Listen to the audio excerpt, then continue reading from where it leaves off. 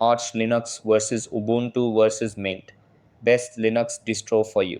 Hey guys, in this video, I'm going to compare and tell you about the pros and cons of Arch Linux, Ubuntu, and Linux Mint. So make sure to watch this video till the end and let's get started.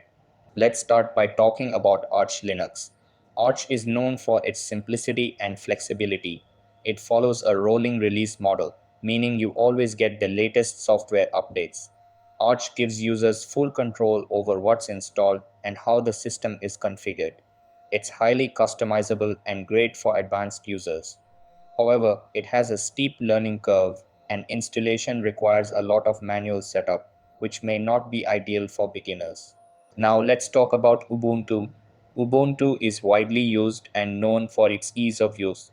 It comes with a modern GNOME desktop environment and has strong community and corporate support.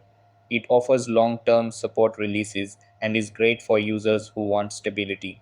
Ubuntu is a good middle ground between ease of use and powerful features. On the downside, it can feel bloated to some users and doesn't offer as much control as Arch. Finally, Linux Mint. Mint is based on Ubuntu and is designed to be very beginner friendly.